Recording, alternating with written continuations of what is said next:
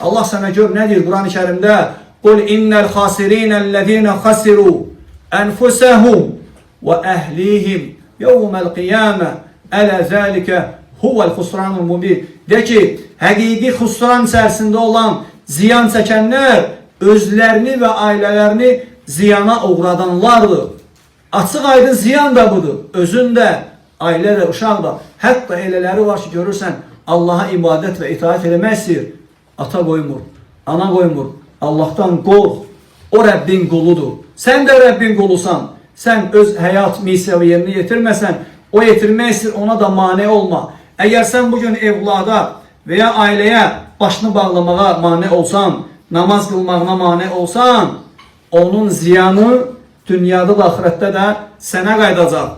Və o evlad bir gün sənə ağ olacaq. Baxmayaraq bugün sənə hörmət eləyir. Onun qəlbini idarə edən Allahdır. Muhammed sallallahu aleyhi ve sellem hədisdə bildirir ki, İnnə qulubə bəni Ədəm, həqiqətən Adəm evladlarının qəlbi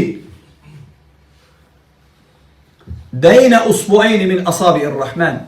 Mərhəmətli Allahın barmaqlarından iki barmaq arasındadır.